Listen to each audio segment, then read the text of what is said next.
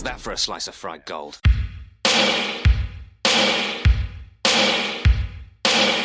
think this is a fucking costume? This is a way of life.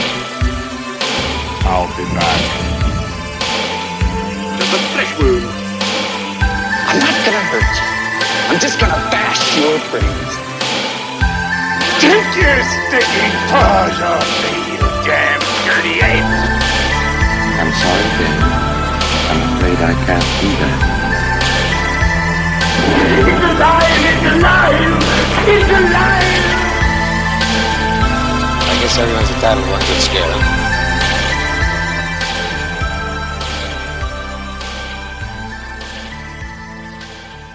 Had to have mine removed, and that was a lot of fun because we lived on the second floor of an apartment building and going upstairs. I wanted to start the recording so we could hear about Todd's assist he had to have removed.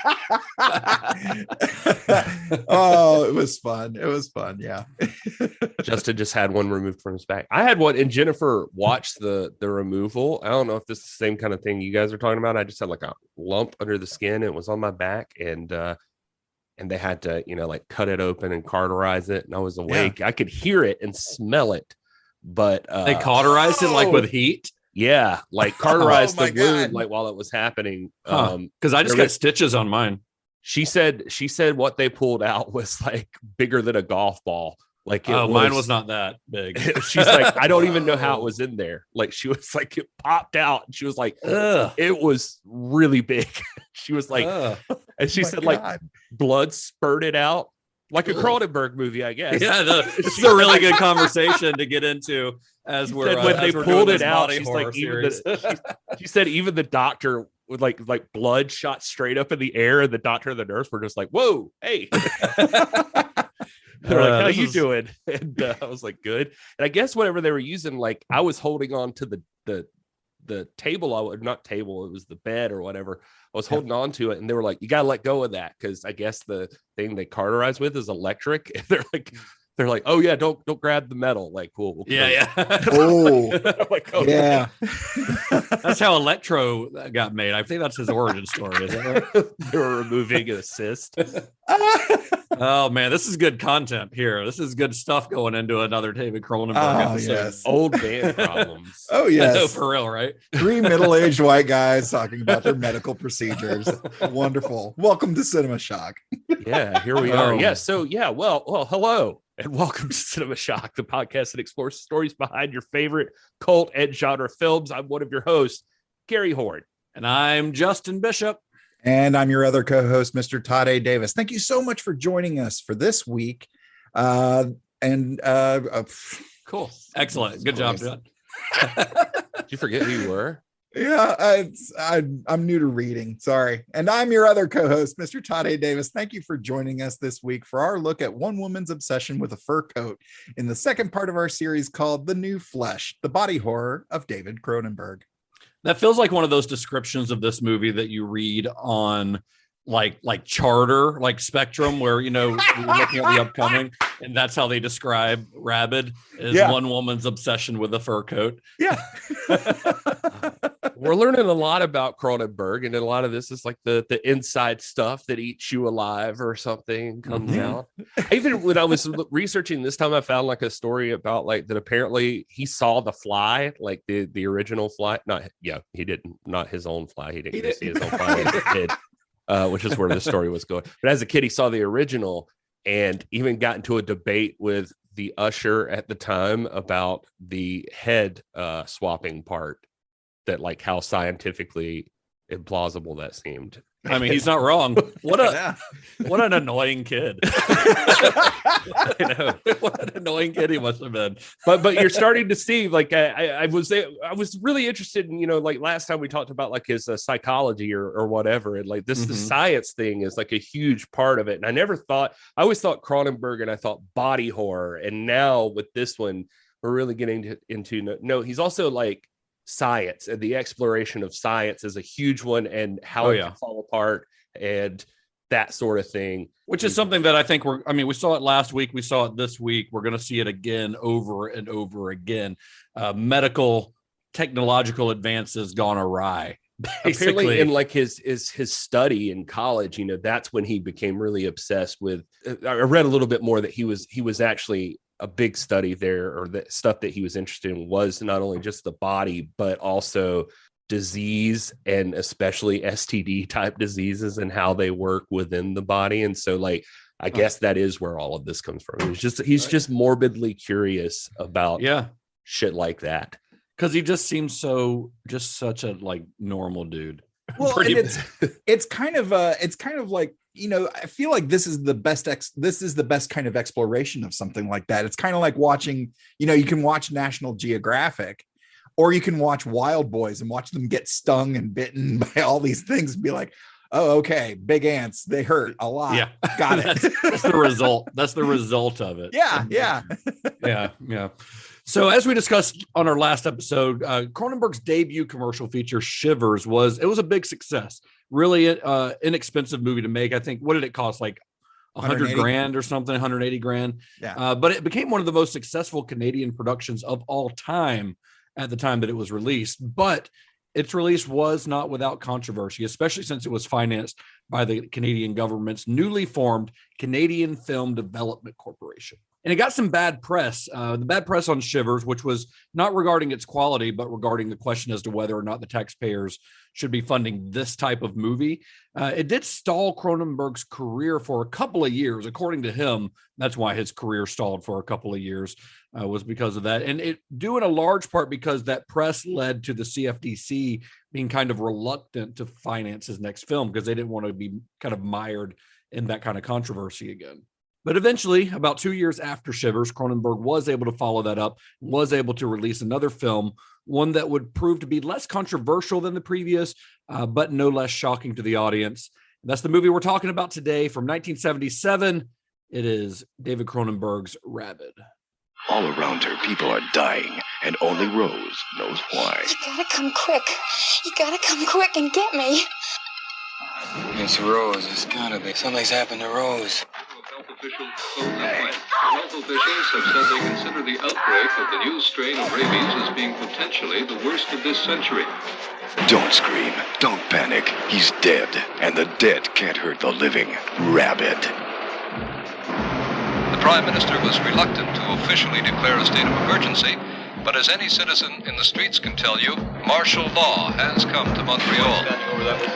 Shooting down the victims is as good a way of handling them as we have got. You can't trust your mother. Your best friend. The neighbor next door. 1 minute, they're perfectly normal. The next, RABID. Pray it doesn't happen to you. RABID. I saw like on this, Mr. Cronenberg, we have some concerns about your films, and we were just reluctant to cut another check unless you get like a major star or something like that. Do you have anybody in mind? Sorry. I only watch porno. That is the thing is that's like, well, we'll get into it, but Cronenberg had no idea. Okay. He had no idea who he was casting in this movie. When he claims to have never seen the movie, so we'll see. We'll see. Okay. RABID's production, this is not going to be as kind of a juicy of a story as the making of Shivers. Shivers had a lot that kind of led up to its creation. It was made much more guerrilla style, kind of, I guess you'd say, because it necessitated that because it's such a small budget, and he had like 2 or 3 weeks to film the thing. After the box office success of Shivers, Cinepix, which was the company that had produced that film, they wanted a new script from Cronenberg, so they commissioned him to write something up, and the one that he offered them was RABID, although its original title was Mosquitoes, which I'm assuming is because of the little phallic proboscis that comes out of Rose's armpit. Kind of looks like a mosquito's nose thing. Totally. I don't know. It also kind of goes back to that thing we were talking about last episode where Cronenberg's really bad at naming movies. I mean, it is just like, this movie's pretty similar to Shivers. It's got the epidemic, the experimental science. You got your typhoid Mary woman there, Rose. But now he's out. He's expanding. It's not just in like a little apartment. He's Right. in all of Montreal. So Yeah. but all of this is right up Cronenberg's alley. Apparently, he's writing all of this stuff at the same time. By the way, which I found fascinating. Like I saw like somewhere like The Brood. All of what stuff? Like all of his movies, like are all like happening. Yeah, or I mean, not all of them, obviously, but Yeah. he writes a lot of stuff at the same time. Well, I know he had written Dead Ringers already by this time, and nobody wanted to do it. And Dead Ringers doesn't come out for another decade. Mm. Yeah, well, he had what was it that I was hearing the story on? Kermode, Dan Kermode. We don't give him enough credit, by the way. That guy, Don Kermode is who I'm talking about. He was one of the producers that was brought in to assist Ivan Reitman and helping Shivers get made. He deserves a little bit of love. He was a guy who was also going to film school through this thing. He had tried to go to actual film school and didn't get anywhere, but he was like one of those guys that came into Canada, and there's not much of a film industry, just like Cronenberg. He talks about, you had the French Canadian movies out of Montreal and Quebec, and you had Cinepix, and a professor from film school used him for cheap labor and sent him to a shoot in Vancouver. And anyway, he made friends with Julie Christie. Now, this is a lot of story for this guy, but he got assigned to drive Julie Christie, and she really liked him, so he just became her driver. And then, that was on McCabe and Mrs. Miller. Yes, yeah, that was the shoot. So he was going to film school. Sit, you're asking. He was going to film school, and his professor would use some of the students for cheap labor. And they were like, I got a friend who's doing something in Vancouver. Somebody wants to go work on a set. And he says he knew this program that had just started called like Drive Away, which is like you could be paid to drive a car across Canada or go to like Western Canada. And you figure out how to get back, but you just drive them there so they can sell these cars. And so he did that to get to Vancouver, and it was for McCabe and Mrs. Miller. And there he was working with Julie Christie and became her driver because she really liked him. And anyway, that led into him meeting up with John Dunning and Andre Link, and they hired him as their first head of production. And then for Shivers, like basically he just describes they came in one day and they're like, hey, here's a guy and he's going to be working on a horror movie and we need you to help him. And that guy was Ivan Reitman.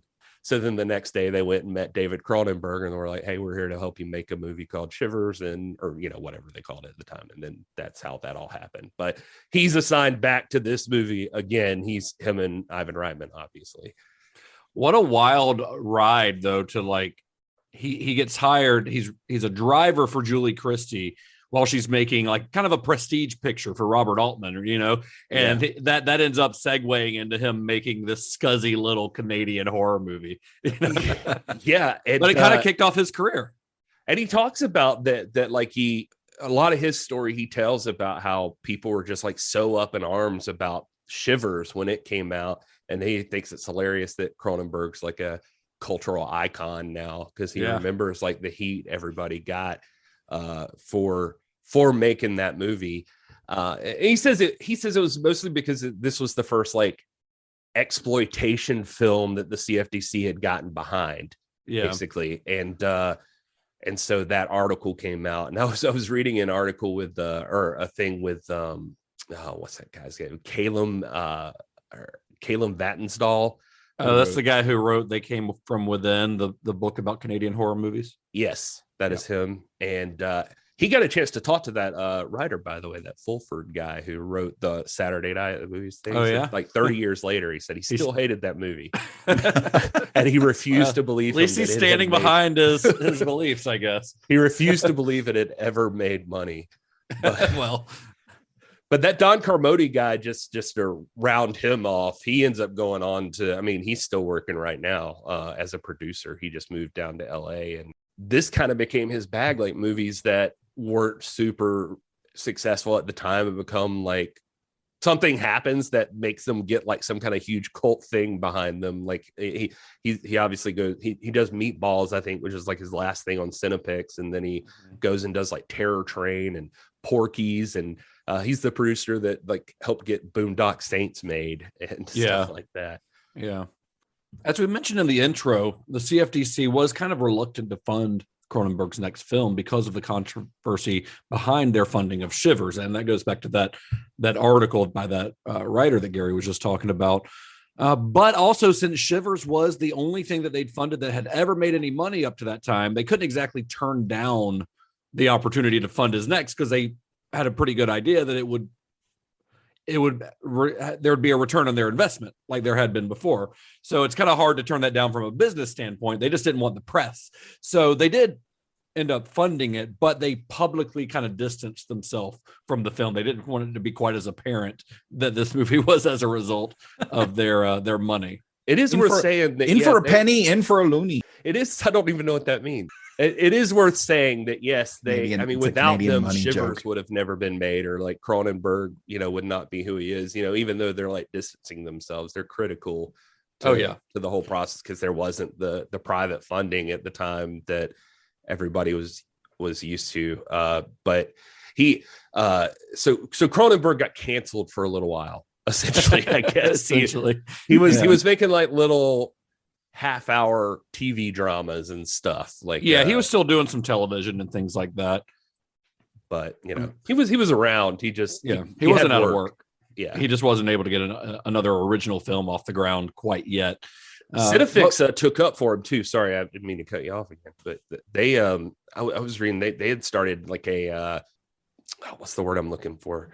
A campaign. Cinepix had taken up for him, starting a campaign called the big sign they would have going around was like, is there a place for horror films in Canada's film industry? And then they had this like they would do like write-ups about how there's a place for everything in Canada's film industry and blah, blah, blah, which is weird because they got so much heat for this. And Carmody says that they thought David Cronenberg should be committed. Like that's how some of the people in Canada thought. They were like, this guy's a nut job and needs to be institutionalized. And Carmody and Ivan, they were like, we're immigrants to Canada, and they kind of wanted us deported. It got really heated. But when you think about that, Cinepix's early start in the industry is in softcore porn. It's real weird, like the standards here. Yeah, and there were other horror movies being made in Canada around this time. Like Black Christmas came out in 1974, which is directed by Bob Clark. Although maybe because Bob Clark is not Canadian, I think he was American who was working in Canada for most of his career, because he made Porky's as well. And, of course, he goes on to make A Christmas Story. But yeah, for some reason, there was this kind of stigma around horror, even though Cronenberg was not the first person to make a horror film in Canada, but his was the first one to actually be funded by the Canadian taxpayer. So maybe that's why there was a little more pressure on him and his films. Now, Ivan Reitman came back aboard this time. He produced the film as he had done on Shivers, and he brought along a cinematographer named Rene Verzier, who is most known at the time for being the director of photography on a 1973 movie called The Pix, starring Karen Black and Christopher Plummer, which is another Canadian horror movie. Reitman also brought in editor Jean Lafleur, who had done a film called Death Weekend the year earlier, which was also produced by Cinepix. So he's bringing in these crew members because they were guys who had worked in the genre before. They'd worked in horror and they'd worked in exploitation films, and he knew that they could work efficiently while still putting out a good product. They were also, at least Jean Lafleur, he had worked with Cinepix before, so he kind of knew their way of working. Joe Blasco was brought back to do the film special effects. This time he had an assistant, a guy named Bird Holland, who had done the effects on other low-budget genre films like Lamora and Ted Post's The Baby, which are a couple of other well-known Canadian horror movies. The assistant thing, I think, happens because, last time I was interested in Joe Blasco, too. He is just a guy like Reitman just found, and he's out of L.A., I had assumed the last episode he was going to be Canadian, but he's just one of those guys Reitman knew and brought him to Canada. This time he didn't actually even come to Canada. He just built stuff and sent it. It's more complicated than Shivers, like the whole setup, but the makeup effects were kind of less so. They can make stuff and just send it into them. Reitman also, I think he's real into porno because this soundtrack sounds like a porno soundtrack. Yeah, I mean, a little bit. They're using library tracks here again, like they had done on Shivers. They still couldn't afford an original score. So Ivan Reitman fulfilled that role as well on this film as the, I think he's credited as music supervisor is what they say, but basically he's the guy who went out and went through all these libraries of music that they were allowed to use and essentially created a score. But do you think he went, oh yeah, I'll do the research, or he's like, no, I got one. It's perfect. Once they found out who their leading lady was going to be, he was like, "Oh, she like comes with like entrance music." Like, wait, what does she do with entrance music? All right, so for the cast, Cronenberg brought back Joe Silver. Remember that guy who was in Shivers that we liked so much? The other produced there. The Matrix. But he had a similar role here that he'd had in Shivers. I mean, he plays kind of a similar guy. And then Shivers Vlasta Varana. Do you think I'm pronouncing that correct? And Ron Molodzik also returned in some small roles. Molodzik plays like a patient at the clinic, the plastic surgery clinic. I think he's only in a couple of scenes, but he's returning here as well. So for the male lead, Cronenberg cast a guy named Frank Moore, who he had just collaborated with on an episode of one of those TV shows that he was working on during the 2-year interim between movies, a CBC series called Teleplay, which is a boring name for a TV show, but the episode was called The Italian Machine. And that was a story that showcased Cronenberg's fascination with race cars and motorcycles, which is, of course, a fascination that bleeds over into the opening minutes of Rabid as well, and one that will rear its head in future Cronenberg films as well. Cronenberg was super into motorcycles at this time. The sequel, is it the sequel to Italian Stallion? Yeah, that's it. Oh, yeah. Okay. Is that a porno movie?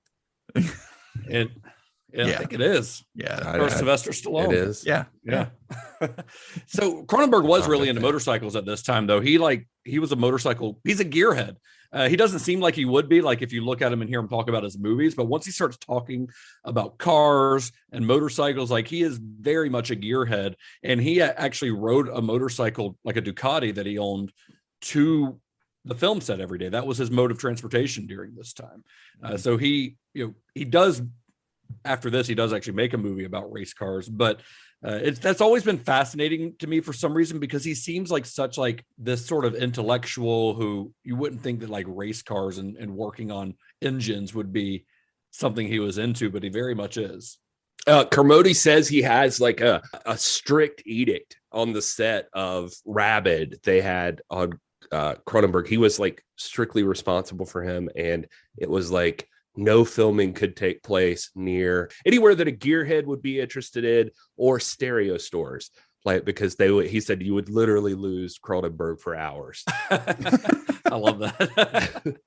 So for the lead role in the film, one that serves as kind of both the film's heroine and protagonist, or antagonist and protagonist, I guess is the best way to say it. She's a little bit of both. She is the monster and the victim at the same time. A very sympathetic monster, if anything.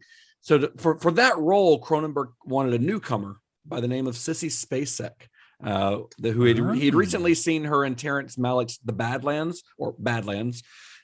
She was not very well known at the time, but he saw her performance. He liked it. But Rabid's producers, including Ivan Reitman, they didn't like Spacek for the role. They felt she was, one, too freckly, which is an odd thing to care about, and they didn't like her accent. She has a pretty strong Texas accent, and they didn't think that fit the film. And I am sure we just think she talks kind of funny. Yeah.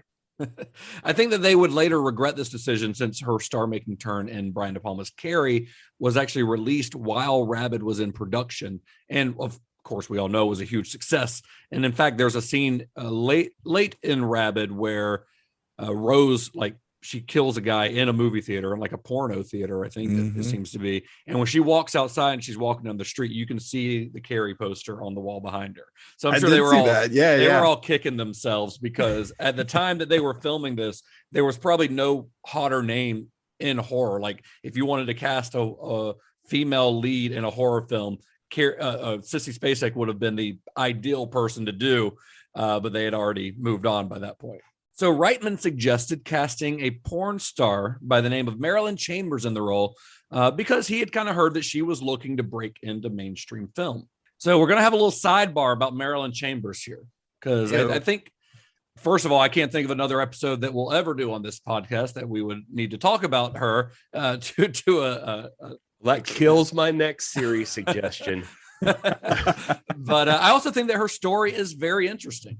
So she began her career as a model while she was in high school, even landed some small roles in some movies, especially there was a movie called The Owl and the Pussycat that starred Barbara Streisand and George Segal. And she had a small role in that, but under a pseudonym, under the name of Evelyn Lang. I mean, Marilyn Chambers is a pseudonym as well. She had a little bit of film work, and because she wanted to be an actress. And when that film was released in 1970, she was sent to Los Angeles and to San Francisco on a kind of promotional tour, but she didn't receive any other roles or any other offers for roles as a result, except in a low budget film from 1971 called Together, in which she does appear nude. So she was already comfortable with that even early on.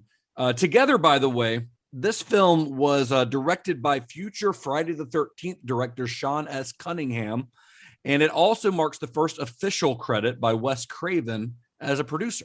And of course, Sean Cunningham and Wes Craven would later go on to collaborate on Craven's directorial debut, The Last House on the Left. So there's a fun little connection there. And I say first official credit by Wes Craven there because he definitely made some other films prior to Last House on the Left under pseudonyms, because he was also making porn. Yeah, apparently. I mean, Marilyn Chambers, I think her name was wasn't like Marilyn Lee Briggs or something like that. I read some stuff with Joe Bob talking about her, because he was Marilyn Ann Taylor. Well, no, I think that was her married name, but Marilyn Briggs was her. The name she was. I remember him saying like, we may be related. I don't know, but that's not his real name. she had moved to Connecticut, and like Sean Cunningham was like her best friend or something, like, and so they grew up together. But like, really? Huh. Yeah, but I don't know, kind of crazy. And she's not from whatever story you might think about her. I mean, I think her dad was like an advertising exec, and her mom was a nurse, and so she just, she was just a girl with big stars in her eyes. Yeah, I mean, she kind of fell into doing porn essentially. So what happens is she ends up moving to San Francisco because she kind of, for some reason, decided that San Francisco was kind of the entertainment capital of the world. I don't know why she picked San Francisco over Los Angeles, where she had also visited, but that was her way of thinking. So she moves to San Francisco, and she held several jobs while she was there, including being a topless model and a bottomless dancer.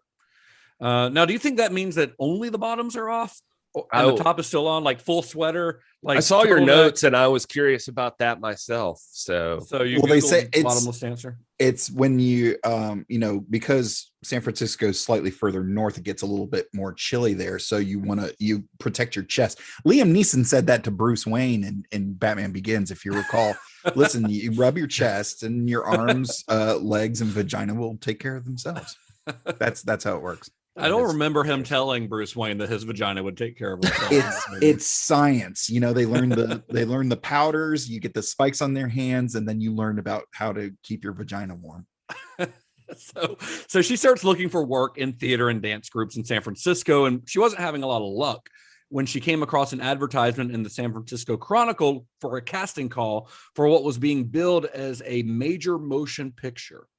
So she gets excited. She's like, this is my chance. She rushes to the audition, only to find out that the film in question was, in fact, a porno, which would be called Behind the Green Door. So she's like, fuck this. And she's like, this is not what I thought. She's about to leave when the film's producers, Artie and Jim Mitchell, who are brothers, they noticed her resemblance to Sybil Shepherd, who was, of course, a huge star at the time. And they invited her upstairs to their offices to kind of explain the film's plot to her. Now, we could do a whole episode, by the way, on Jim and Artie Mitchell, because their story is pretty fascinating as well. And it ends with Artie. He's turned into like a cokehead alcoholic who's kind of running the business into the ground. And then he is shot and killed by his brother. There was a movie made about it called Rated X that I think had Charlie Sheen in it. Yeah.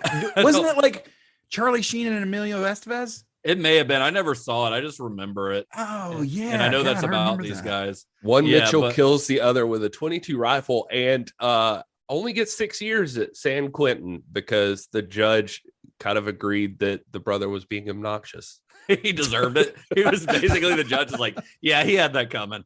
Yeah. But for what it's worth, at the funeral, one of the eulogies was delivered by Marilyn Chambers. Oh, well, nice. I guess. So that's not something everybody gets. Well, who plays Marilyn Chambers in that? In the movie? Oh, that's a good question. I wonder if surely somebody plays Marilyn Chambers in it, right? If it's a biopic about them, this was a pretty big part of their lives. Someone named Tracy Hudson plays the role, and I don't know who she is. This is her main credit that she's known for, according to IMDb. The second one is for a role on a TV show called Pacific Blue, which I believe starred Mario Lopez back in the 90s. Is that the one where they rode bikes?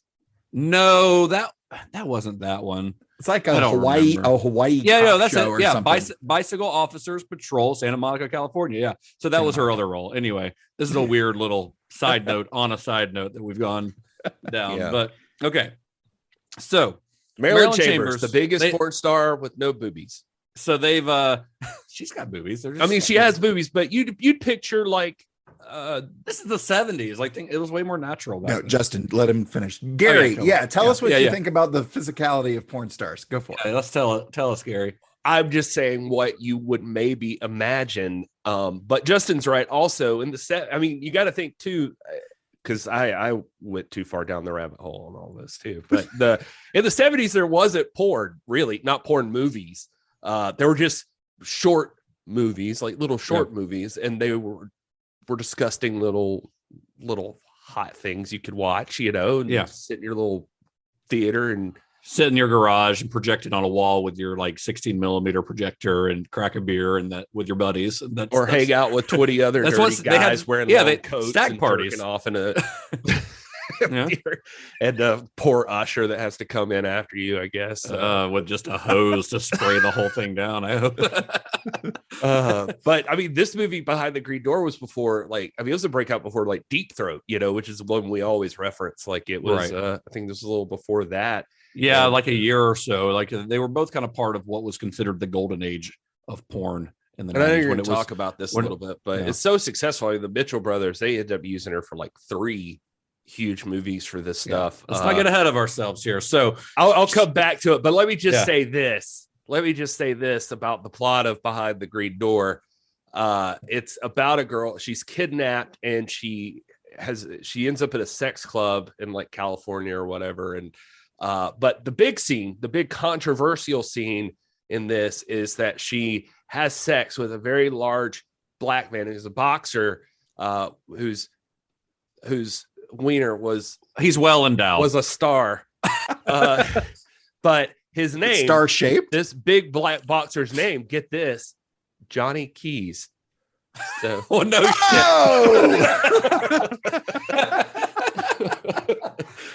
That's all the time we have on today's episode. That's amazing. So indeed, somehow this dumb fucking joke has come all the way back around. Oh, Jesus Christ. Oh, you're welcome, everybody. All right. So check out Behind the Green Door, everybody. If you can, because you can't. I know it's hard to find. I found it. No pun intended. Oh, did you? Yeah, I found it. It was on a really questionable website that probably gave my computer a virus, but I found it. It is really hard to find those old 70s porn. You'd think that I guess the rights are probably really hard to figure out, like who owns the rights to a lot of these, but you'd think there'd be a market for that shit. But apparently, I guess not, Yeah. But anyway, so just credit where it's due. Marilyn Chambers and Todd Davis are ahead of their time. So Chambers was she was kind of hesitant about taking a role in a porno. She had done nudity before, but obviously doing hardcore sex on camera is a whole different thing. She thought essentially that if I do this, it's going to ruin my chance at a mainstream career. But they explained the story to her, and she liked what she called the fantasy elements of the story, and she decided to sign on under the condition that she receive a pretty big salary, which they initially kind of balked at what she wanted out of this, but they wanted her enough to eventually agree. But she wanted a fairly hefty salary and 10% of the film's grosses. which is really what they kind of balked at. But they did agree to it, and they hired her for the film. And it is kind of hard to fathom now because porn is literally available with the push of a button anywhere. You can watch it on your phone if you want to, But at the time of its release, something like Behind the Green Door it became a phenomenon. It's an hour, and I think it's like an hour and a half long film that does sort of have a plot, at least in the first 20 minutes or so. Then it's just like straight up orgy for the rest of the movie. I think she bangs Johnny Keys for like 45 minutes. It's a lot. So it's literally most of the movie. It's just but this movie, along with Deep Throat, as I mentioned before, they kind of helped usher in the golden age of porn. And Marilyn Chambers became one of porn's first crossover celebrities, like people who, were not just hiding in a sketchy porno theater. They knew who Marilyn Chambers was. And one of the reasons that the film and Chambers were so popular goes back to her days as a model before she signed on to do this role. One of her earlier modeling gigs was for Procter & Gamble, where she was known as the Ivory Snow Girl. She appeared on these boxes of Ivory Snow soap flakes. And she's basically posing as a mother holding a baby under the tag. The tagline for Ivory Snow was 99 and 44/100% pure. Which is very specific and a mouthful for a tagline, but that was their tagline. So she was supposed to be seen as like this pure, young mother. And, that was the image of her on the soap. So, of course, when the Mitchell brothers found out that Chambers had had a previous career as the Ivory Snow Girl, they quickly capitalized on it by billing her as the 99 and 44/100 impure girl. And I see how they did that. So people knew there's plenty of ads and stuff around where you can see her like holding up the detergent boxes over her boobies and stuff. Oh yeah. So Procter & Gamble, of course, dropped her after they found out about her other career. But her image was so well known that it actually boosted the film's ticket sales. Like people were, they'd seen her on grocery store shelves and stuff, the Ivory Snow Girl. And now we have a chance to see her in this movie fully naked. And, so people went to see Behind the Green Door because Marilyn Chambers was in it, because they knew who she was. And she followed up Behind the Green Door with another film with the Mitchell brothers called The Resurrection of Eve. It wasn't the runaway success that Green Door was, but it was still a pretty big hit for them. But Chambers, she always wanted to be a mainstream star, a movie star. She wanted to be in legitimate films.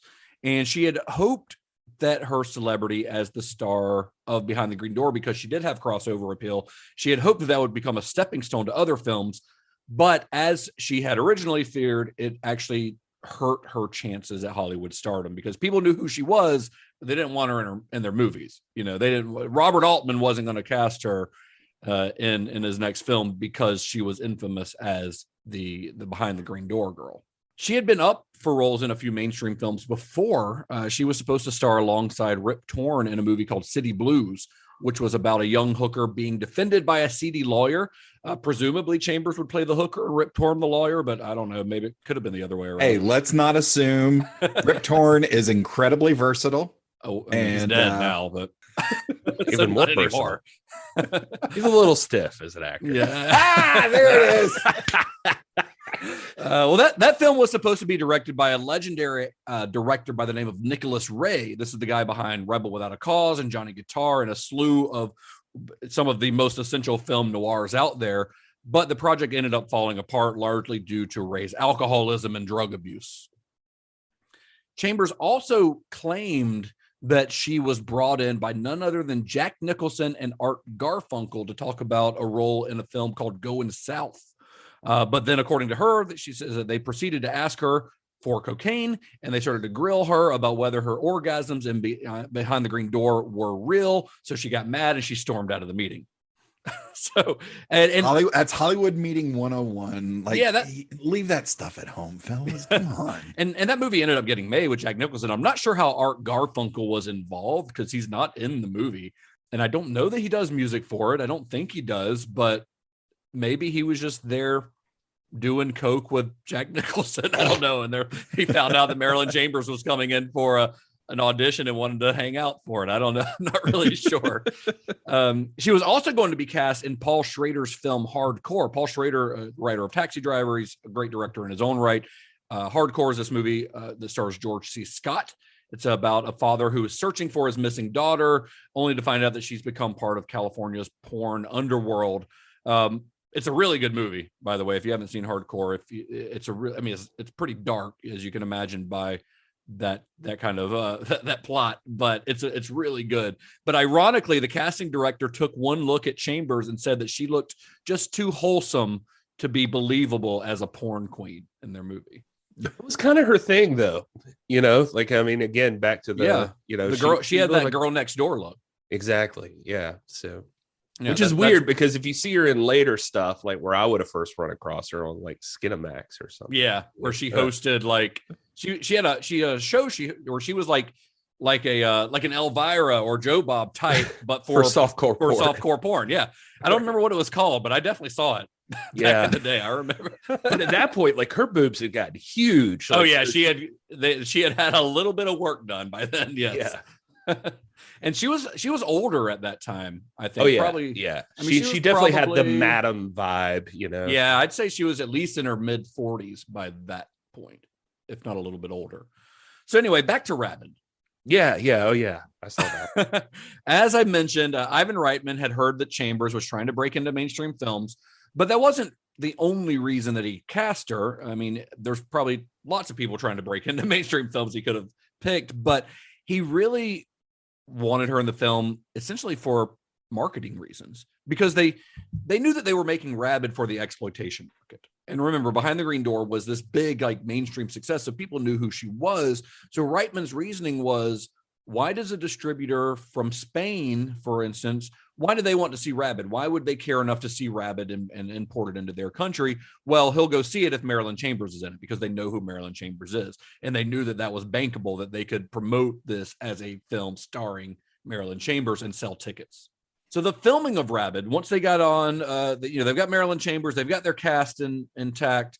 The filming of RABID was less eventful than Shivers had been. They no longer needed to sleep in the locations where they were filming. The crew of RABID had a budget about 3 times that of Shivers, although it's about $530,000. So it still falls firmly into like the low budget category, but they had a lot more resources than they did before.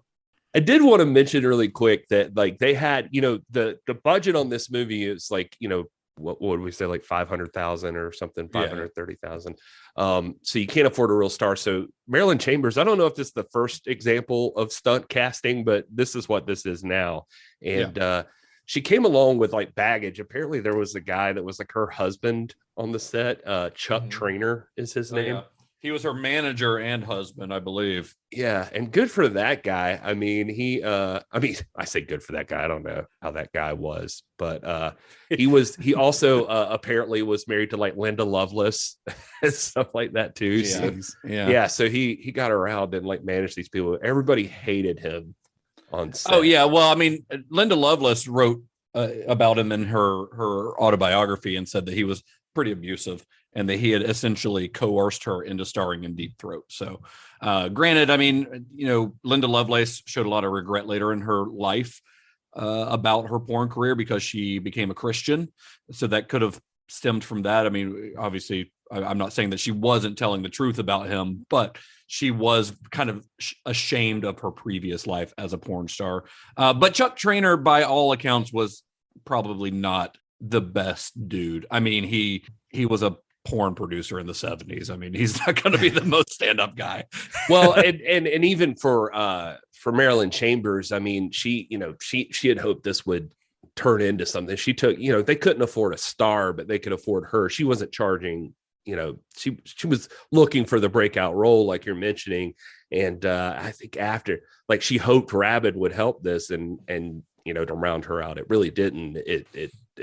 She made like 15 more movies after this that were not porn movies, but all like shitty movies. And and I'm not really sure why though, because she's pretty good in this, and I could see her having a mainstream career. So I'm not sure if it was just bad management or the Joe Bob Briggs stuff I was looking at said that a lot of times too, like Chuck he had heard that Chuck had screwed that up for like people just didn't like doing business with him. So that also kind of screwed her around.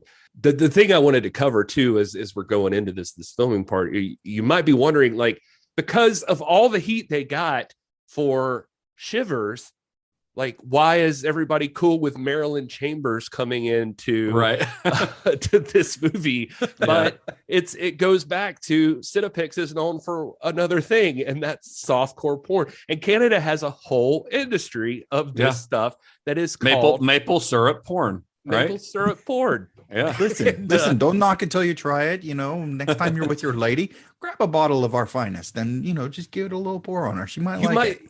You might think it's like meta that there's like a porn theater sequence in this, but that was already in the script before Marilyn Chambers was even a part of this. Yeah. That whole thing was happening. And there's a film on when she walks out of that theater, it's advertising a film called Eve.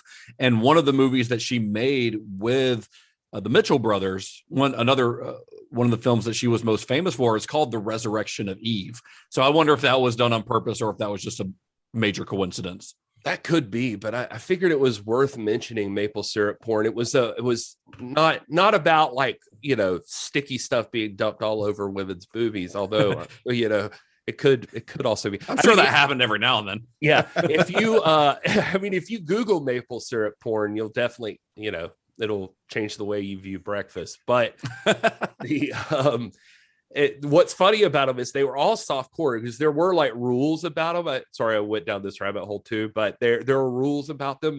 Quebec was so Catholic that they worked really well because of everybody being so uptight, but they had to have like a moral at the end of the story, basically. Like they had to come back around to like Valerie was one of Cinepix's first big ones, and it's about a girl who becomes a stripper and a prostitute, but eventually by the end she meets this artist, they fall in love, and she settles down and becomes a Catholic housewife. And so it's okay if at the end of this, like, you could be as crazy as you want to be up front, but you got to round this off at the end with a nice wholesome story. But yeah, the top distributor of maple syrup porn is Cinepix. They had, right before all of this Cronenberg stuff, I think they had one called Du Femme en Art. I think it was their most popular. It's about two housewives who get bored, and so they just start banging everybody who comes to their door until the local pet shop owner shows up, and they have a threesome and he dies. But then they have to go on trial for murder, but the judge is okay with them and lets them off, and they go back to normal life. So he lets them off and they get him off. Is that I don't know if they actually I wish people still made porn where it had like a full fucking plot. like that's great. That movie made like $4 million at the box office. That's Canadian money. So that's pretty good for, you know, and it's in French. All these movies are made in French. Like sometimes they get dubbed in English, but they're not, you know, this is not like a big market. It's not like some huge thing. So to make that much money, anyway, you know, they've got a tradition of these things. So I don't know. It's, it was a whole thing. I read when Cronenberg first came in, he was looking to direct one of them. He had tried to do one, Stompin' Tom Collins or something, which was like a cowboy movie he had tried to get in on. And then he was going to direct one of the pornos, the maple syrup porns, and it was called Laughing and Loving, which doesn't sound like anything pornographic or that David Cronenberg would direct. But it, just wanted to get all of that out there. We appreciate your commitment. Yeah, and in the porn theater, by the way, the two movies that are on the double feature there were Party Swappers and Models for Pleasure. Were those real? Yeah, those are real movies. It's Party Swappers is a Swedish movie. It's in Sweden. It's called The Intruders. But Models for Pleasure is I don't know. I couldn't find too much about that. So this is I've done the most research on the porno adjacent story. Well, it really is an interesting part of Canadian film history, though. I mean, we're not just mentioning this stuff as sort of like, oh, it's funny or whatever, because it is genuinely part of this story. Not only because of Marilyn Chambers, but because of Cinepix and because of where the Canadian film industry was at this time. It's really there's kind of a wild history of Canadian cinema that sort of parallels Hollywood, but it definitely goes down its own path, and it's an interesting story. So they go to shoot RABID, and they do have a lot more money this time around, $530,000, like we said, and they needed it because this was a much more ambitious film than Shivers. Shivers is pretty much all set within this one apartment building. I mean, they shot everything in one location, but in this one, there's a lot of locations, and as the film goes on and the virus spreads, the scope of the film gets much broader, and you bring in like the military, and you've got military vehicles, you've got ambulances, you all kinds of stuff. I mean, it becomes a fairly big story by the end. So $530,000 for the story they were trying to tell was still a very small amount of money. And the makeup effects, as we kind of glanced over this before, but they were a lot less complex than those in Shivers, because this time, we mentioned Joe Blasco was still doing the effects, but he wasn't ever on set for the application of those effects. He just created them. These little appliances that they would attach back at his shop in Los Angeles, and then he'd send them to Montreal where RABID was being filmed. So somebody else presumably would be on set actually applying these. So I don't have a lot of stories about the making of this, because the making of it was fairly uneventful. I mean, there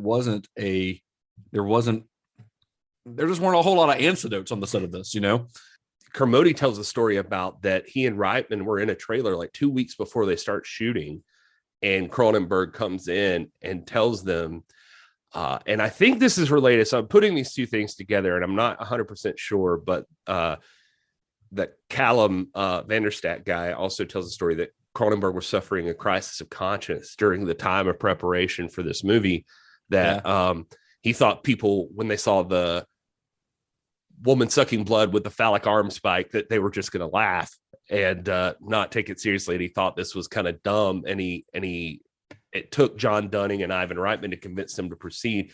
I think this story is related. Kermode tells a story that they were all in the trailer, and Cronenberg comes in and says, I don't want to do this movie anymore. I had a dream last night, and I've been up all night, and I wrote something else. And I've been thinking about it. I don't want to do this instead. And the story he tells them about, Kermode says that we were all like, what? Were you fucking nuts? And he says, no, listen, I had a story about two twin gynecologists. Yeah. And then we just stopped. We're like, no, we are doing RABID. Yeah. And they won. But that's Dead Ringers. That's Dead Ringers. So he ended up making it later on, and it's a great film. And we're not going to cover it on the series. That'll be on our next David Cronenberg series. We talk about Dead Ringers. It'll actually be probably once we just do another Cronenberg series down the line. I think it'll be the first episode of that series. But everybody says, by the way, that this is the last time they ever saw like Cronenberg have like a moment's doubt about what he was doing. Nice. Yeah. Well, here is another fun little note about the making of this. So at the end of the movie, that final person that Rose infects, where she's waiting in her apartment, it's a very like intense scene where she's on the phone with Hart, and she's basically trying to kind of prove that she's not patient zero, or it's a moment of self-sacrifice. It could be read both ways, So she's in this apartment, she infects the guy. And of course, as we know, he ends up waking up and killing her at the end of the movie. But the guy that she infects is played by an actor named Alan Moyle. You might not know that name, but Moyle, he acted in a couple of movies after this, but he actually ended up becoming a director in Hollywood. And he directed Pump Up the Volume, the Christian Slater movie. Yeah. And he directed one of my favorite movies from the 90s, Empire Records. Oh, nice. Okay. Nice. Yeah, isn't that wild? What a weird connection. So I guess since that might be a good segue, since we're talking about a cast member here, we haven't yet asked Todd who he's trekking with this week. So did you find anything on this one, Todd? Was Marilyn Chambers ever in an episode of Star Trek that I don't remember? Don't think I didn't look. I think she would have made a great Orion, or possibly a Vulcan, or you know what? She could have gotten her rage up and been one of those Andorians, but sadly, no, Marilyn Chambers is not part of the Star Trek franchise. Missed opportunity there, but at least the canon of Star Trek. Like, I'm sure she's that's right, possibly in some sort of Star Trek adjacent. Look, it's behind the green door. Could be one of those whooshing doors that. I hope that exists. Dear Starfleet, I never thought I'd send a subspace transmission like this, but yes, besides Mr. David Cronenberg himself, Mr. Peter McNeil has a small role as loader. And I don't know if that's, dropping loads, making loads, throwing loads, whatever it is, but he is in this as loader. And referring to who am I referring to, or what am I referring to? I don't get the load thing. Loads. Explain loads to me. We'll talk about it off mic, Gary. It's, this episode's already running long. So he was also in an episode of Star Trek Discovery back in 2017. It was season 1, episode 7, Magic to Make the Sanest Man Go Mad, as Baron Grimes. But nobody else, sadly, nobody else in the cast. That's it. Just one guy, and we don't even know who he is in this. Yep, we just won, and we don't know who he is. Yeah, I mean, that's going to happen on these, especially these like smaller exploitation movies. A lot of these folks don't have a long history in Hollywood. Yeah, and that's something I'm noticing as I'm going through. A lot of Canadian actors, a lot of this was their only film that they ever were in all together. So yeah, these, honestly, these Star Trek connections are rare. They are few and far between. But I mean, William Shatner's a Canadian actor. That's true. He should have been in this. He should have. There were people with rage, like Terrence G. Ross, who plays the farmer who goes from like super drunk to I'm gonna rape you.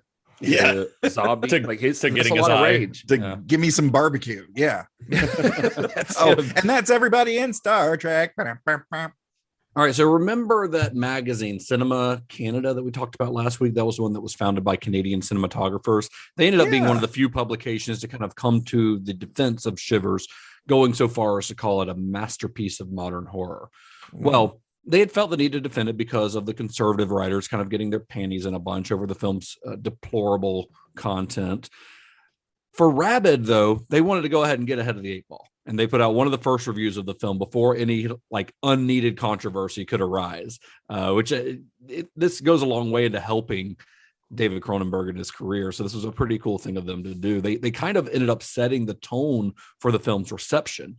So before the film's release in April of 1977, they put out an article that celebrated Shivers, lambasting critics who had denounced it. And this is from that article. They said, Cronenberg, this is talking about Shivers, by the way, not RABID, but this is kind of leading up to RABID's release. They wanted to go ahead and say, hey, this guy makes great movies, and people shit on this other movie when it came out. And we're telling you why they should not have. So they say Cronenberg's film has suffered the same critical disdain that was accorded Psycho, Night of the Living Dead, Invasion of the Body Snatchers.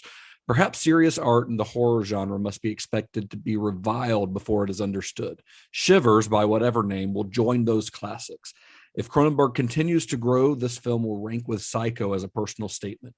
At the very least, it will rank with those other two films as a powerful expression of an anxiety of its day so deep it hurts. I think they're overstating how good Shivers is to an extent, because comparing it to Psycho is like there's some big shoes to fill. But I appreciate what they're trying to do there, though. But they did put out one of the first write-ups for RABID. They gave it a glowing review, which was not always the case, but they wanted to set the tone as to how people walked into this film, the mindset that they walked into this film. But I'm sure not everyone feels that way, even to this day. I'm sure there are some folks out there who have some issues with this film, Gary. I don't know why you would think that. I mean, it's not like this is the internet that we're dealing with when we look at these films, and it's not like people stay up till 3 or 4 o'clock in the morning going on Letterboxd and writing a review when they should be taking a nap.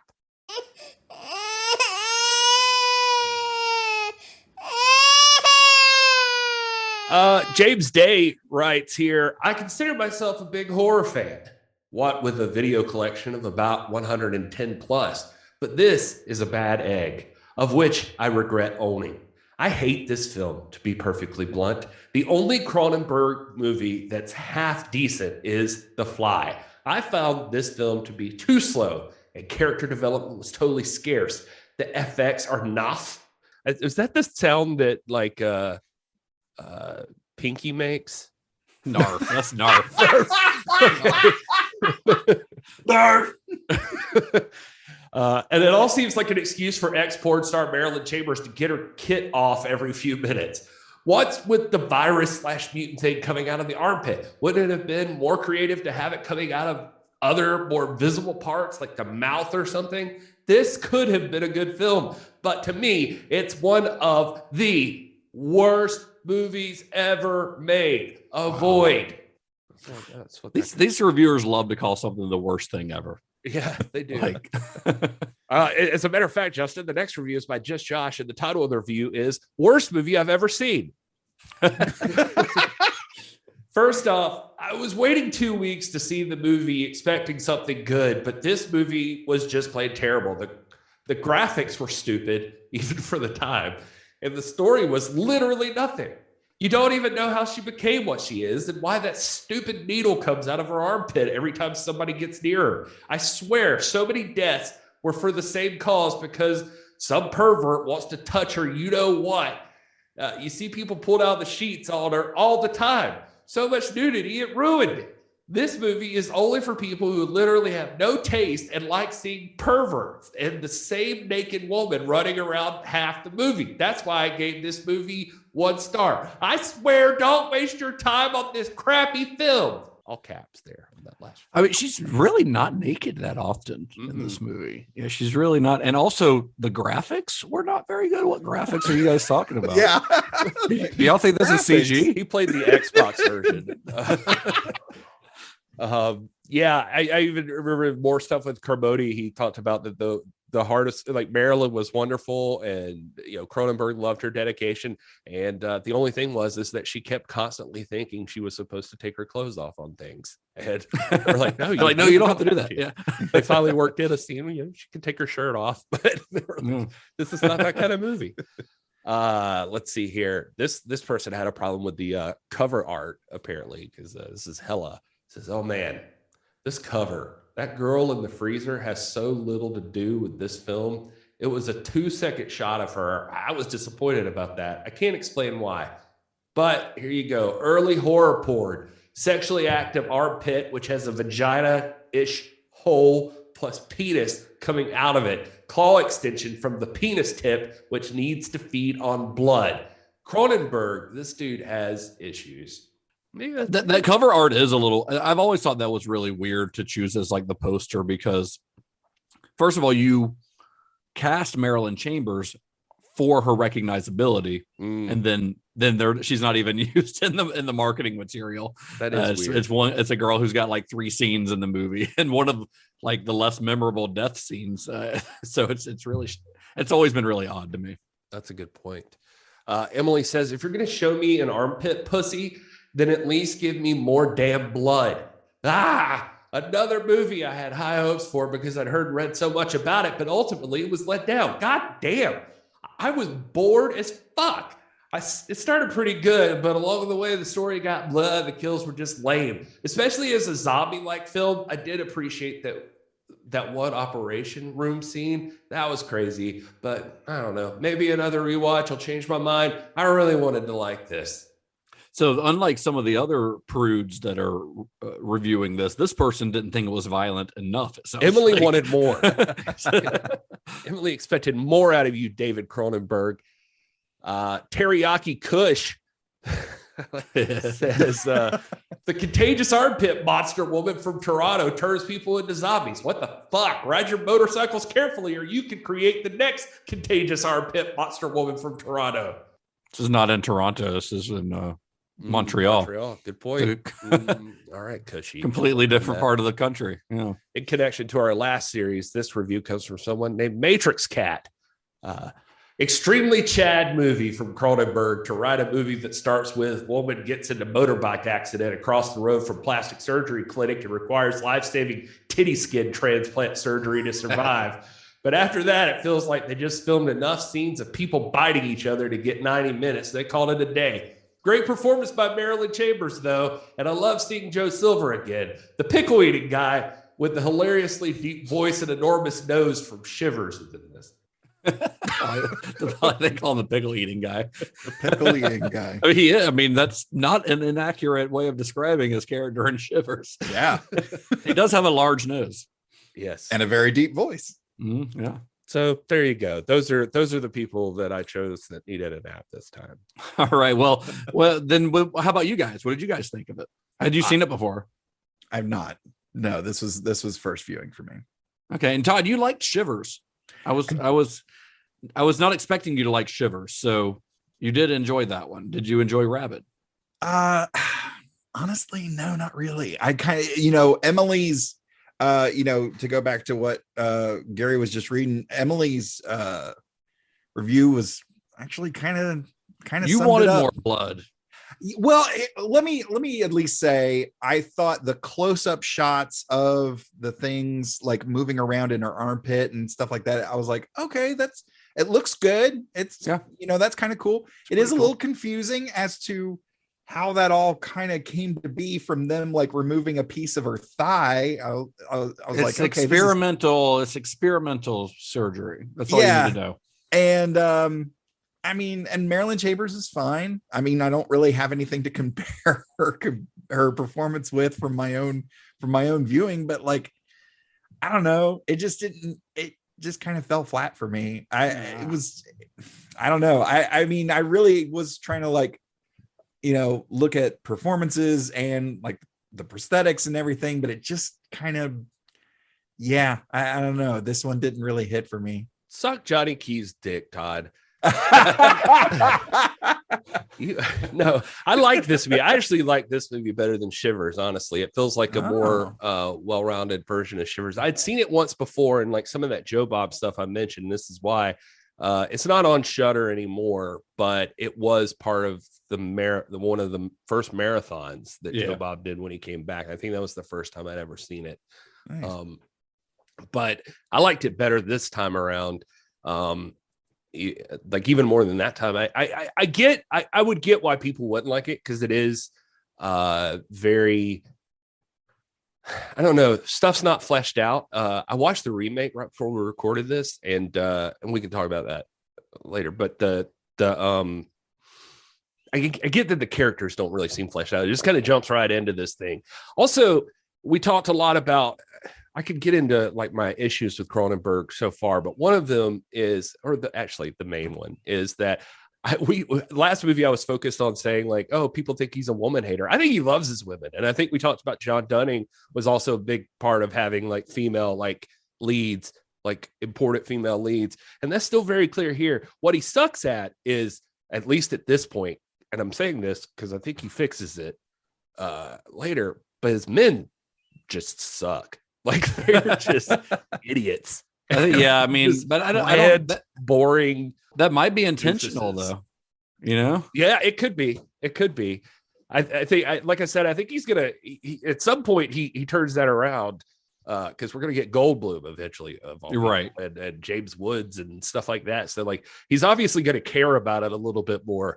But at least at this point, that dude, I forgot his name already, but Hart is the character's name. Yeah, but he's just kind of like, oh wow, that he's guy. Just kind of a doofus. That's he's just kind of a doofus of a character. But I don't know that's.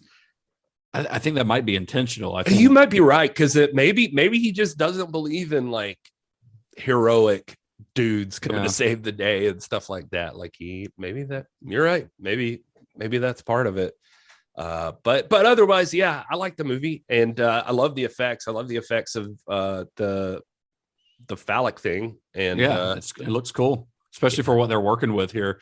I mean, this really does feel like kind of a continuation of what Cronenberg started in Shivers. The themes are very similar.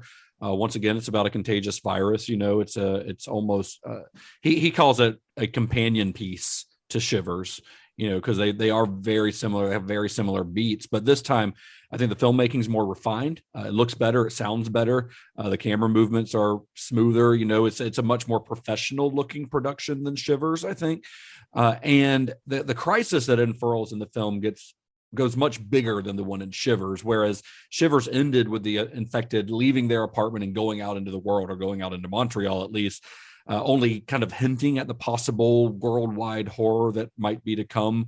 RABID's final act kind of shows us exactly how that type of crisis would play out. It shows you what happens after the end of Shivers, which I think is pretty cool because they had more resources to do that. Right. Well, it's something that did stick out to me was there were a lot of different sound bites, mostly things on the news that I was like, honestly, if you clip this out of the film, this could be about stuff happening today. Oh, absolutely. Yeah. I mean, so that was people showing their vaccination cards and stuff. Yeah. It's crazy. Like, that's kind of eerie, but he also, that's part of how he's evolved as well at the way that he tells his story, because in Shivers, a lot of the information we got about the parasite came from simple like exposition conversations. You've got Joe Silver's character kind of explaining things, kind of a boring way to convey information just by having someone literally talk about it. Right. Whereas in RABID, you get it through like phone calls, news reports, things like that. You kind of get an idea of everything that's going on in a less direct way, but I think that makes for better storytelling because it feels more natural, a less forced way of conveying the information, which I think that's just Cronenberg learning his craft even more.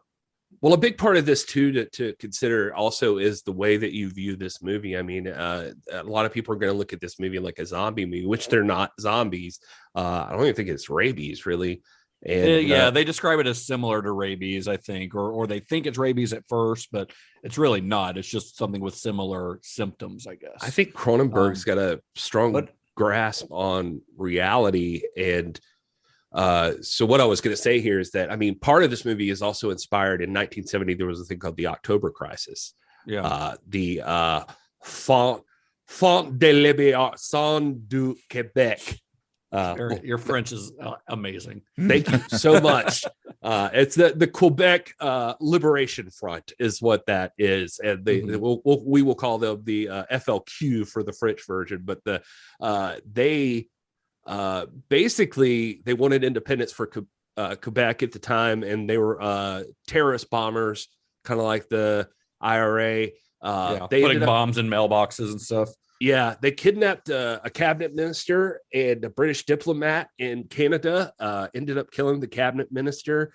The prime minister of Canada at the time, Pierre Trudeau, invoked martial law. I think it was called like the War Measures Act, and basically just let troops pour into the city and just start rounding up people, especially anybody that seemed like a suspect. And basically, I think a few hundred of these people got away to Cuba or something, but they found the diplomat and got the people and stuff like that. But it was like a bloody thing. And the FLQ was like a scary thing for Canadians at the time. Like they bombed the stock exchange too. And so Canadians are watching this movie and thinking like streets with like troops walking up and down them are a scary sight. And they've just been a part of this, or this is really close to them, while we're watching it thinking like, oh, it's a zombie movie. But for them, it was more about the outcome, like this bigger outcome of what happens when the plague takes over, and then what the government does about it, and that sort of thing. Right. Yeah. I mean, it's very much inspired by that, because that, the October Crisis is considered like one of the darker moments in Canadian history. And it was a very recent piece of history when audiences were watching this movie. So it really kind of hit home for a lot of people. Oh, yeah. And two of the biggest names in the FLQ were the Rose brothers. So, oh, really? Rose. Yeah. So interesting. Rose there. Yeah. And you've also got, you've got some of the some similar themes that you saw in Shivers and kind of stuff that you'll see throughout his films, but you've got a deadly virus that is the result of medical experimentation. performed by a kind of mad scientist. You know, Keloid at least seems to kind of have good intentions. Like he's not being nefarious like the guy in Shivers was, but but once again, there's also the sexual element to its transmission because of the placement of her stinger, I guess you'd call it. Rose kind of has to embrace her victims. She kind of rubs their head like she's hugging them, like she's comforting them, but she's really feeding on them. You know, that's very similar to how in Shivers, the virus was sort of treated as a sexually transmitted disease. And of course, there's also the fact that the stinger itself does look both phallic and vaginal at the same time. Like they managed to make it look like both. So yeah, I think I saw Joe Bob said this thing's got like an anus, a penis, and a vagina. It's everything a Thailand pimp has been familiarized with. But one of the big differences, I think, here, and this might go back to some of Todd's criticisms on it, but I think that Cronenberg is less concerned with the characters here than he is with how society responds to the crisis. And this could also call back to his feelings on the October crisis. You know, he's more interested in the aftermath of society breaking down and the failure to respond to that properly, and what that looks like at the end, by the end of the film, how they've let it kind of go out of control. You know, how they've let this major outbreak essentially run rampant, which, you know, has no, I'm sure us living in 2022 can't relate to that at all. Yeah.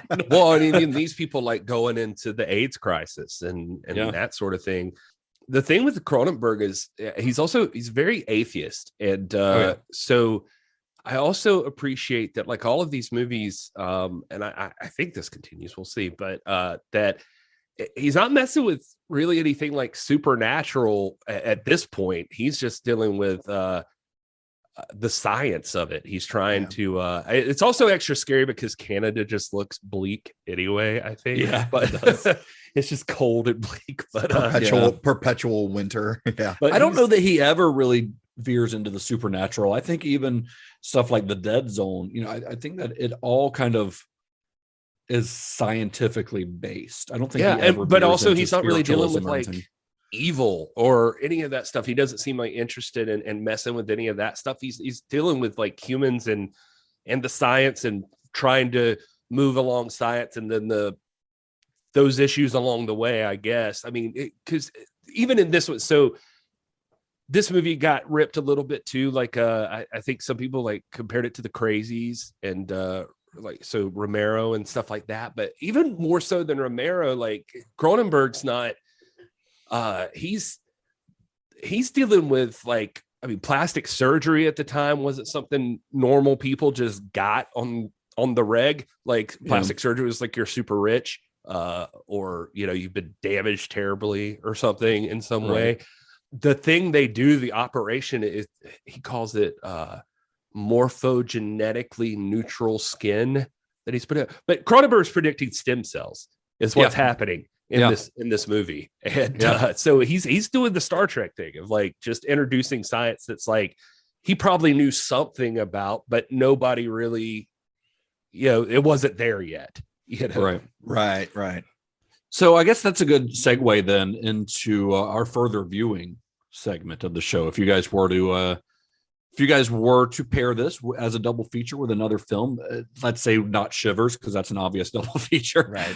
What would you pair along with this? To be honest, I mean, looking at, so, you know, knowing that this kind of started off with some mosquito elements, since that was the original title. And you're going to say fucking Jurassic Park. No.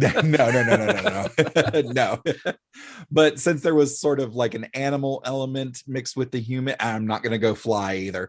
But, you know, you had non-human mixed with a human to create this other thing that makes sort of a classic movie trope, the zombie thing.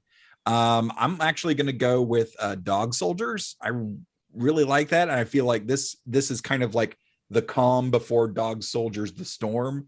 And, you know, mixing those to get, you know, werewolf, you know, pretty intense werewolf features, I think would make a good double header. The detours that Todd's mind takes to get to his double features fascinates me. It really is. We don't know there's what the he's gonna obvious like. ones you should be going with. Like I was gonna say, like Blackula.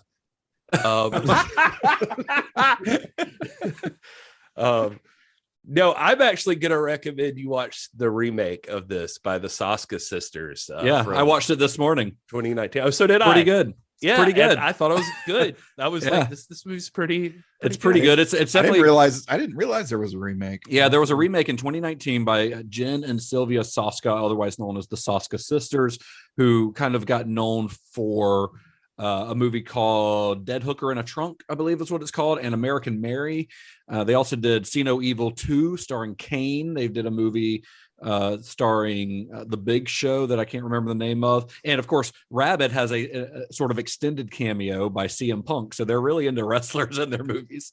Nice. CM Punk plays one of the victims of Rose in it. And Rose is played by the girl who plays Supergirl on Smallville. I can't remember her name, but no, I know who you mean. I'm drawing a blank on her name though. I thought it was pretty good. I was not expecting to like it as much as I did, and it definitely goes in some very different directions. For one, Rose in the remake is more complicit in, like, she chooses to have surgery, whereas Rose in Cronenberg's version, it happens while she's asleep. So which not before her face gets insanely fucked up. Yeah. Oh, jeez. Yeah, she gets pretty fucked up in her her motorcycle Rose gets fucked up in this one, and the effects are I love them, but pretty good. The last 10 minutes are insane. Yeah, I was gonna say you can tell some weird directions. Saska sisters, they're probably somebody we'll do a series on someday, but the like if you've seen American Mary, which I'm actually a big fan of too, not just because Catherine Isabel is the lead in that, and I love her so much, but they clearly have different interests than Cronenberg. I mean, not that they shy away from the interests in this movie, like they pay respects to the science part of it, but the Saska sisters have there's a feminine and the perception of femininity in a lot of their stuff, it seems like. So like American Mary is also a lot about plastic surgery and like body modification and that sort of thing. That's how I feel like this movie goes to. It deals a lot with the fashion industry and like that sort of kind of a similar type of thing with this version of RABID. But the armpit monster does make its appearance later on in the movie, and it looks wild. It looks definitely more like a penis than even Cronenberg's version. And the finale of the movie is just a whole bunch of what the fuck. Yeah, it really is. It's definitely worth checking out. I've been wanting to see it for a long time, and I just never got around to it. So I kind of used this as an opportunity to finally watch it. I would also say another good one for a double feature would be The Crazies, which you mentioned, because they do share similar, like, virus makes people go nuts kind of thing, but it's not exactly a zombie movie, which also leads me to my other recommendation, which is 28 Days Later. Nice. The way that the infected behave in this are very similar to like the rage virus that from 28 Days Later. I have to think that Danny Boyle was somewhat inspired by RABID when he made that movie. Yeah, that feels right. I really thought you were going to go with I Am Legend, but nope, not a fan of that one. But there are vampire. I mean, there is a vampire element to RABID as well. I mean, Rose is essentially a vampire that creates zombies, even though they're not actually zombies. They behave like we expect movie zombies to behave, for sure. Right. And RABID, the remake definitely leans way more into that than for sure. Absolutely. Hey, so the fun little thing that I joked with the boys before we started rolling that I actually did some extra research, which I don't normally end up doing, but if you want to kind of go down a side rabbit trail with Cronenberg, go watch Rick and Morty season 1 episode 6, Rick Potion number 9, because they end up turning the entire population of Earth into Cronenbergs, and they are very Cronenberg-esque monsters. Oh yeah. And I had completely forgotten about that, and I was watching it yesterday. I was just like, I have to mention this on the show tomorrow.